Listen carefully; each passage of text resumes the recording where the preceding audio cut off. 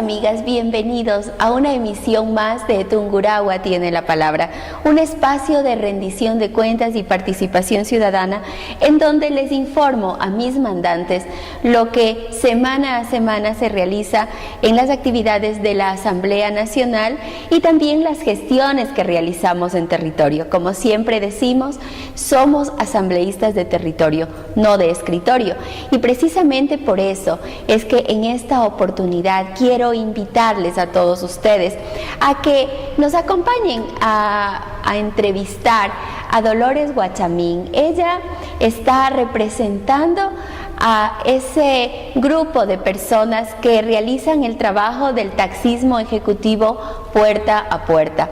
Les cuento que existe un proyecto de ley presentado en la Asamblea Nacional por parte de la asambleísta Mary Verduga, representante de Santo Domingo de los Áchilas, en donde se está planteando la posibilidad de que se regularice este servicio que posiblemente usted, un familiar suyo, pues lo ha tomado, ese servicio de taxi ejecutivo puerta a puerta. Contarles también a todos ustedes que en el año 2013, cuando se estaban haciendo las reformas a la Ley Orgánica de Transporte, pues nosotros también hicimos esa propuesta.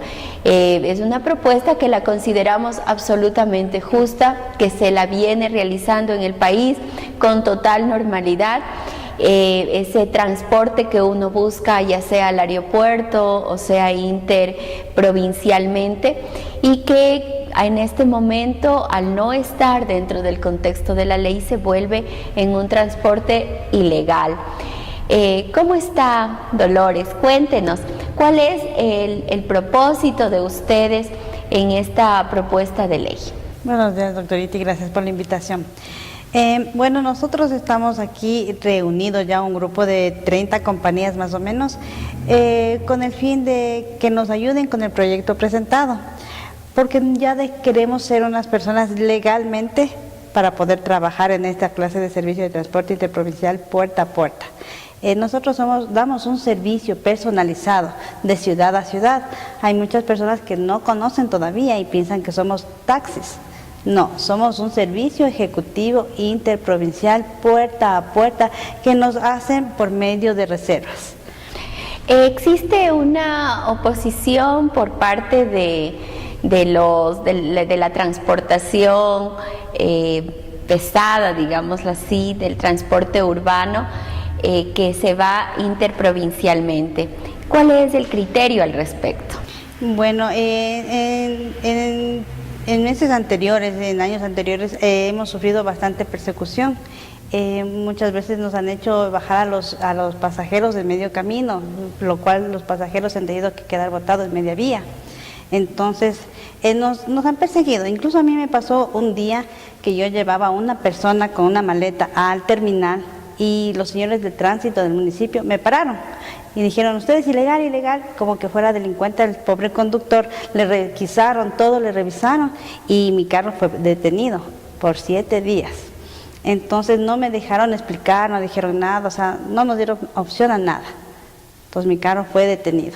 Entonces, lo que ustedes buscan entonces es seguir trabajando bajo los parámetros legales para que el Estado sea quien controle y quien regularice las actividades que ustedes en este momento lo están haciendo. Claro, nosotros buscamos la legalización de nuestro servicio. ¿Desde hace qué tiempo aquí en la provincia de Tungurahua tenemos este tipo de transporte? Ya, legalmente este servicio, no legalmente, no, o sea, este servicio se está dando desde el año 2000. Sí tenía los permisos del señor Holguín, en ese tiempo con 5 carros me parece, él era legal, pero después se desapareció y nosotros asumimos ese mismo servicio, pero ya sin permisos legales. Es decir, son 16 años que este transporte se está efectuando no solamente en la provincia de Tungurahua, sino a nivel nacional. Nosotros hemos hecho el siguiente análisis. Hemos trabajado duramente en contra de los monopolios, en contra de los oligopolios, Consideramos que en un país capitalista la oferta y la demanda debe permitir mejores estándares de servicio. No se atenta a la transportación pesada por cuanto el grupo poblacional que requiere de uno y otro servicio es totalmente diferente, y los ciudadanos y ciudadanas necesitamos un tipo de transporte que nos retiren de nuestras casas y nos lleven directamente al destino. Por supuesto, eso implica que tenemos que pagar mayor cantidad de dinero. En el caso de Ambato, Quito, por ejemplo, el costo es de $12. El transporte interprovincial urbano de Quito a Ambato es de $3.50. Entonces, de hecho, eso implica de que existan segmentos poblacionales distintos, diferentes, que ocupen el uno y el otro servicio. Es por eso que el día jueves nosotros realizamos una socialización con los representantes de las 30 cooperativas que se encuentran aquí en la provincia de Tungurahua, en donde también fueron invitados algunas personas de Santo Domingo de los Áchilas y nos dieron a conocer cuáles fueron sus criterios con respecto a esta propuesta. ¿Cuál sería el compromiso de las cooperativas de transporte ejecutivo puerta a puerta en el caso de que este proyecto de ley salga adelante? Ya, nuestro compromiso es primeramente dar seguridad a nuestros clientes, que tengan todos los beneficios y seguridades que esto nos conlleva, ¿no? Y además muchas familias tendrían trabajo seguro. Entonces no hacemos competencia con nadie, nosotros estamos en otro ámbito, con otros horarios, con otras tarifas de precio.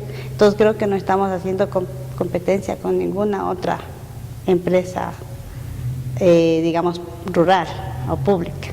Bueno, mi compromiso como asambleísta, como representante de los tungurahuenses, es siempre legislar en base a la realidad que vivimos. Este es un tema, como lo decía, que no es solamente de Tungurahua, sino del país entero.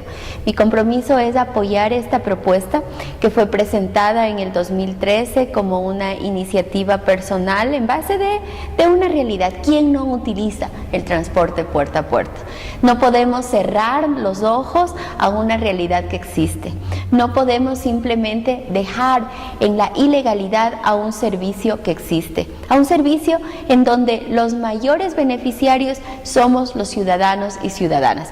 Si no queremos ocupar este tipo de transporte, pues simplemente no lo hacemos.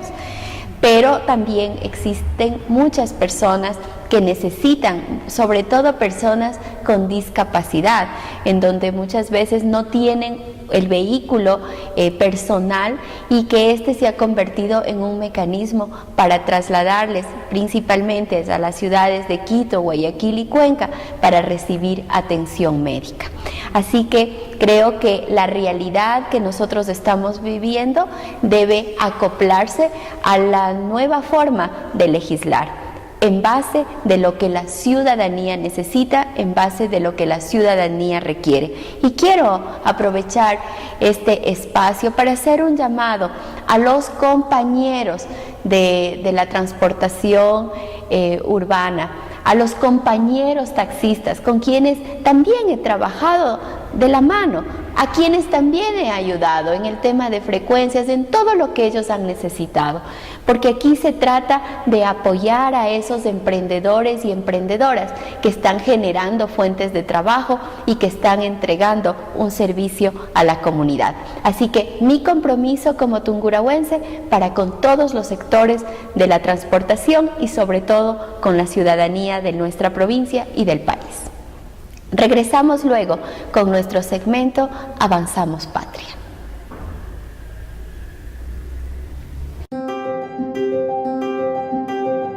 Bastante aquí no no era así.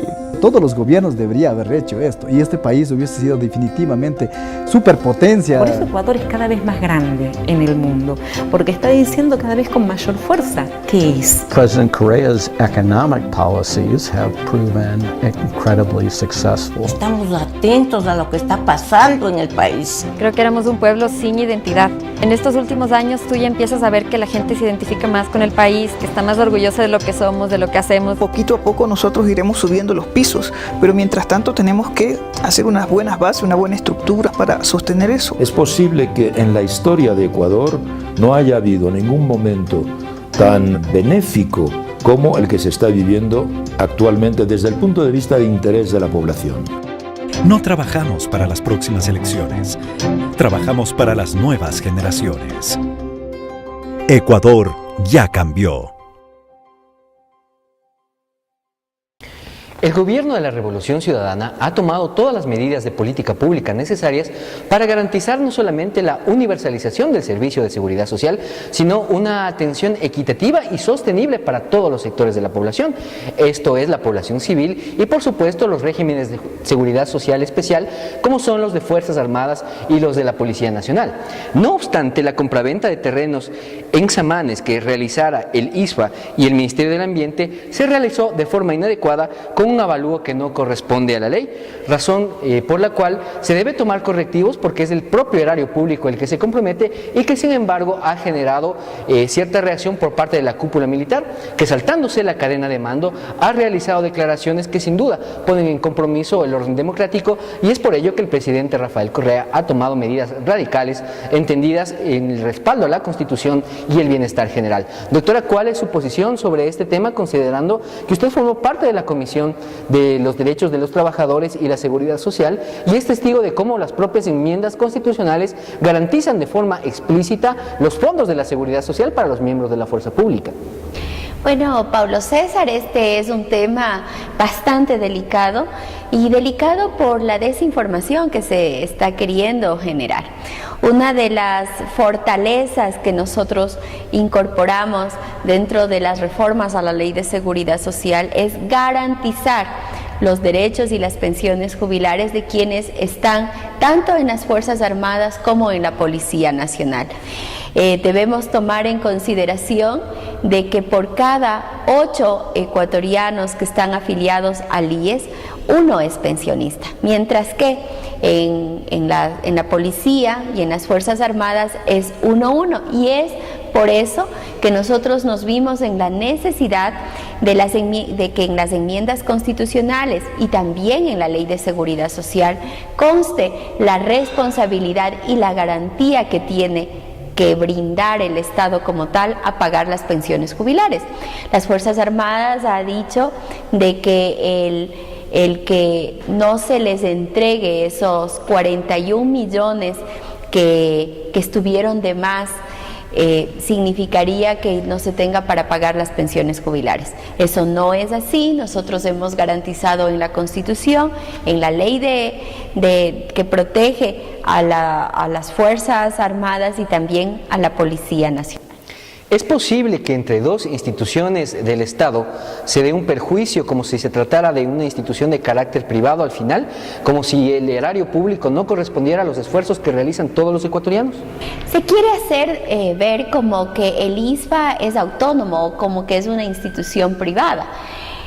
Yo solamente quiero hacer notar de que el 80% del dinero que recibe las Fuerzas Armadas y que recibe directamente el ISFA es proveniente del aporte que hace el Estado, el 80%. El 60% el Estado de manera directa, el 20% el Ministerio de Defensa, que a la final viene a ser parte del Estado también, y apenas el 20% es cubierto por las aportaciones que se hacen. Además, tomemos en consideración el aumento que ha habido en el pago tanto a la policía como al ejército, y se lo ha dicho públicamente. Mientras que antes se recibía, por ejemplo, el político Fausto Cobo, miembro de las Fuerzas Armadas, recibía 600 $60 en el año 2000, ahora recibe casi $3.000. Entonces, el aumento en las pensiones jubilares ha aumentado gracias a una política importante que se está tomando en beneficio de las Fuerzas Armadas, de protección a las Fuerzas Armadas y a la Policía Nacional. No es que el ISFA sea autónomo. Por supuesto, yo sí creo que existe una gran responsabilidad por parte de quien en ese momento estaba al frente del Ministerio de Ambiente, porque aquí lo que pasa es que existe una equivocación. Se pide un avalúo a la Dirección Nacional de Avalúos y Catastros, en donde hacen un avalúo del terreno por $48 millones, ¿ya? Mientras que el valor catastral, el avalúo catastral que tenía el municipio era de 7 millones.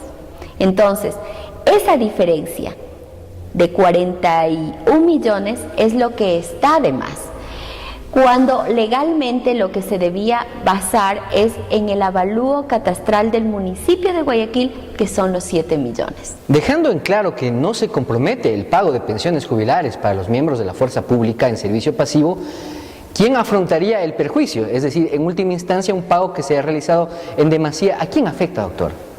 Bueno, afecta a todos los ecuatorianos, porque es dinero de los ecuatorianos. Todo el aporte, todo el apoyo que el Estado entrega a las instituciones del Estado es con dinero del pueblo ecuatoriano, es con dinero de nuestros aportes, es con dinero de lo que a nosotros nos corresponde. Entonces, a los únicos que se estaría afectando es al pueblo ecuatoriano.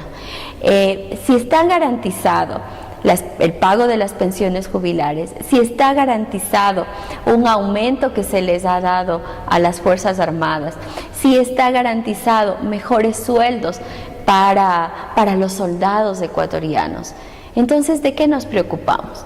El ISFA no es una institución aparte de las instituciones del Estado, y además recordemos que el ejército ecuatoriano no son un grupo de personas que pueden ser deliberantes, ellos son obedientes. Y garantes del orden democrático. Y garantes del orden democrático. Entonces tú a un inicio hacías referencia y decías, saltándose el orden de mando, ellos hacen declaraciones, y no solamente eso, sino que llaman a la población a unirse y a levantarse en contra de un Estado democrático, a declarar persona no grata a su jefe inmediato, que es el ministro de Defensa, a sublevarse en contra de decisiones del primer mandatario, que es el jefe de las Fuerzas Armadas.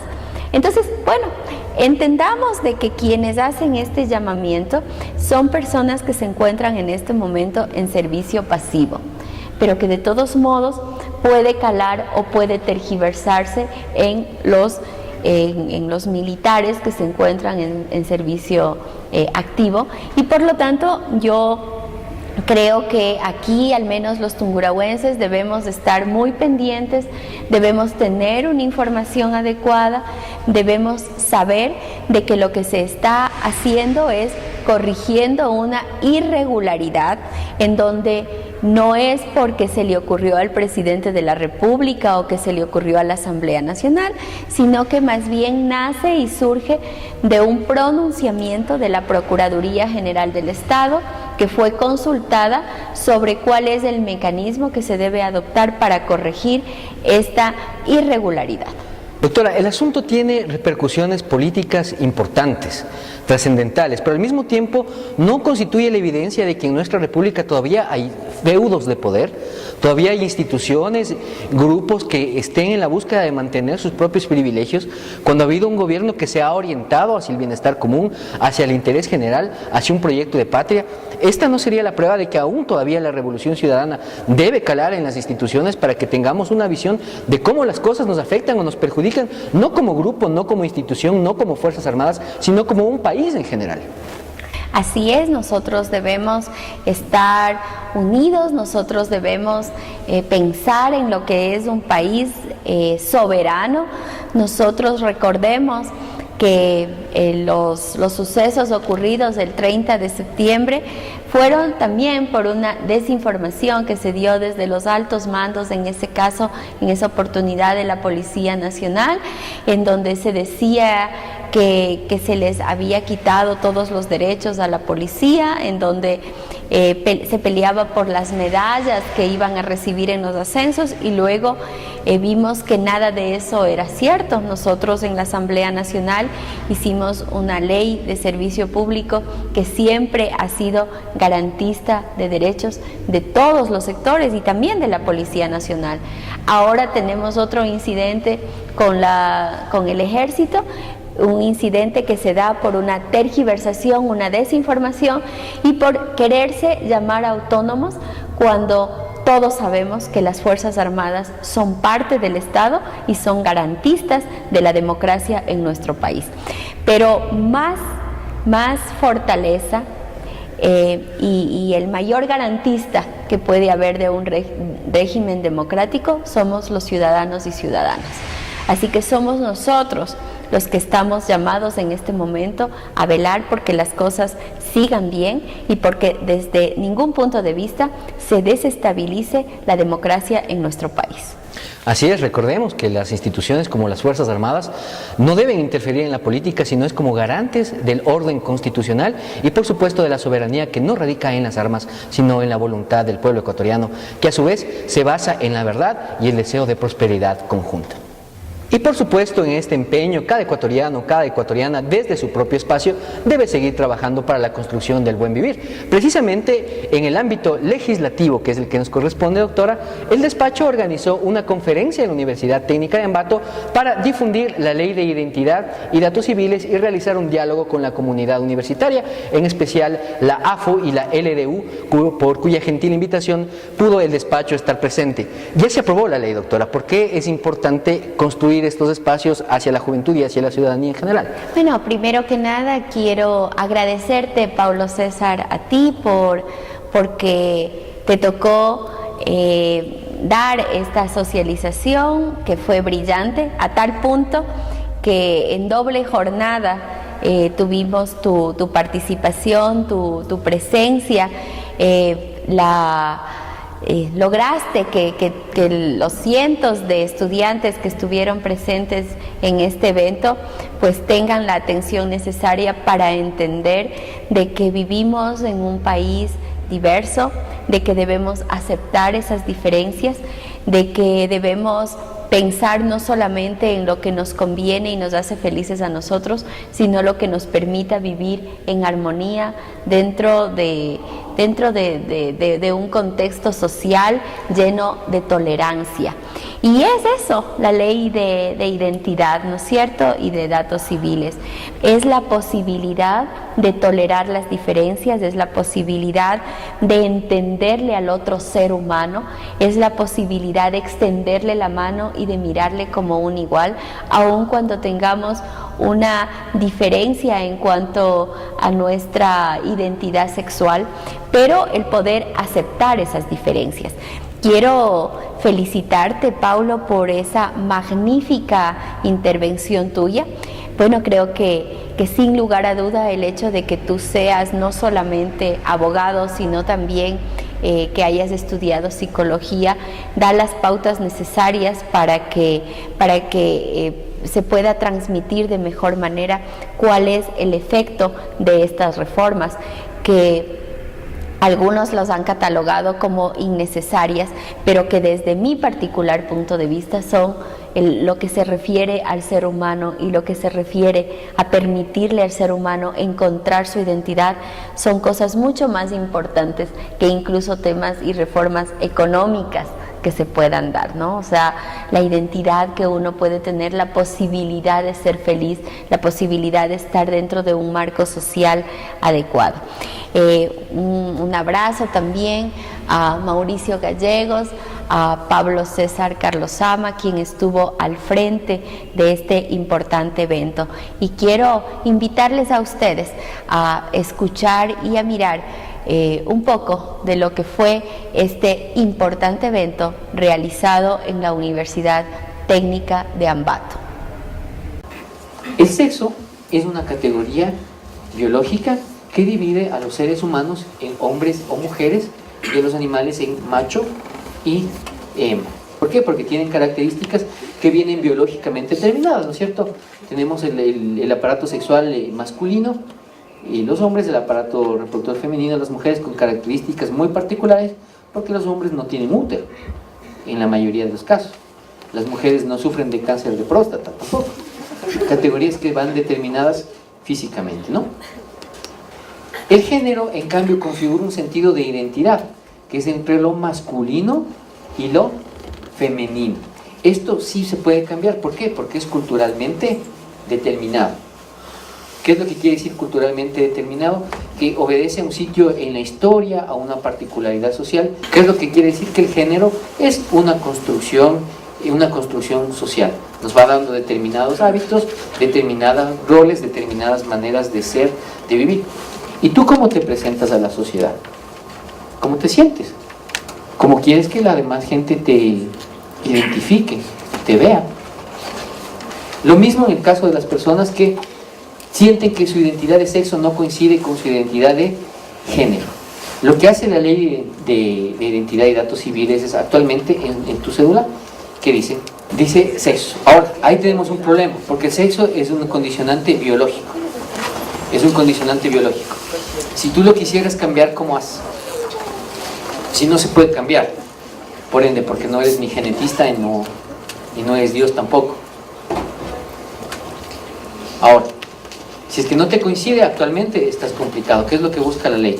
Hacer que si es que sientes que tu identidad de sexo no se compadece con la de tu género, poder cambiar la palabra sexo, en la que está masculino y femenino, hacia la palabra que está hombre y mujer, mejor dicho, hacia la palabra género, que está masculino y femenino. Esa búsqueda que es propia de todo ser humano, de hacer todas las cosas que sean necesarias para ser quien yo verdaderamente quiero ser, es un derecho humano que nadie te puede quitar y que por ende no le podemos negar a ningún ecuatoriano ni ecuatoriana, y es por ello el espíritu de esta ley que hoy hemos venido a socializar con ustedes, ¿no? Muchísimas gracias.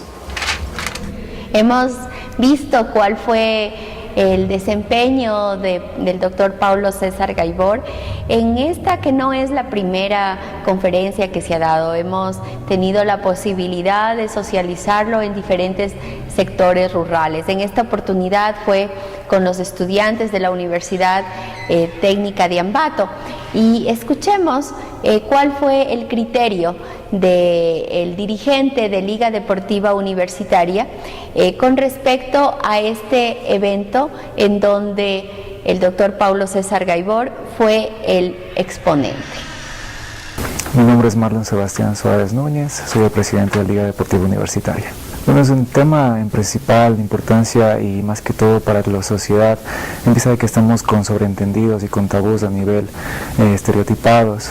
Siempre estamos sobreentendiendo, siempre estamos malinterpretando temas muy importantes como el sexo y como el género. En este caso, este tipo de foros nos sirve para el esclarecimiento de estos temas. ¿A qué me refiero? Desde el punto de vista social, nos permite el cumplimiento específico de los derechos de todos los ciudadanos. Es importante ya que hay nuevas reformas en base a las leyes que permiten a los ciudadanos tener un poco más de libertad en su expresamiento, en su ideología y demás. Entonces estos temas no solo que topan a nivel social, a nivel académico, a nivel político, a nivel familiar, a nivel personal, es de vital importancia el esclarecimiento de estas pequeñas temáticas que acabamos de ver en el foro. La verdad, estamos sumamente agradecidos. Este tipo de ayuda, de colaboración es vital para nuestras organizaciones, para las dignidades a que representamos, en vista de que trabajamos con un punto específico, que es ayudar al estudiante, trabajar con él. Siempre, como topo este tema, esclarecer ciertas cosas que la verdad en una sociedad, porque somos seres sociales, siempre nos estamos relacionando, causan problemáticas. Gracias a la doctora Betty Carrillo, que le mando un saludo muy cálido, muy fraterno, logramos poder hacer con éxito un evento de este tipo, y pues que no hay más que decirle que estamos eternamente agradecidos y esperamos pues que se pueda seguir repitiendo eventos de esta índole. Es muy importante saber que nosotros en la academia somos seres objetivos. No simplemente vamos a hablar de un tema a la par, sin ninguna base, sin ningún aspecto fundamentado. Es importante el tema objetivo cuando nos tratamos de sexo y cuando tratamos de género, y más que todo el debate. Yo creo que en el ambiente universitario predomina la intransigencia, más que todo la flexibilidad de uno como estudiante sirve para que estos temas ayuden a la comunidad universitaria, y más que todo como seres, no solamente universitarios, seres sociales, seres universales que estamos en constante desarrollo. El mensaje es que seamos objetivos, es que dejemos la intransigencia y es que busquemos siempre la universalidad y el cumplimiento de los derechos humanos. En Tungurahua tiene la palabra. El debate legislativo no solo se realiza desde el Pleno de la Asamblea Nacional, sino junto con la ciudadanía, los jóvenes, los líderes, los sectores sociales que van presentando sus propuestas al despacho del asambleísta Betty Carrillo y las van viendo concretadas en normas para lograr un buen vivir. Muchísimas gracias por su tiempo, por su compañía en este compromiso con la democracia que llamamos Tungurahua tiene la palabra. No se olvide de sintonizarnos el día de mañana a las 6:30 por la señal matriz de Radio Centro. Buenas noches, que descanse.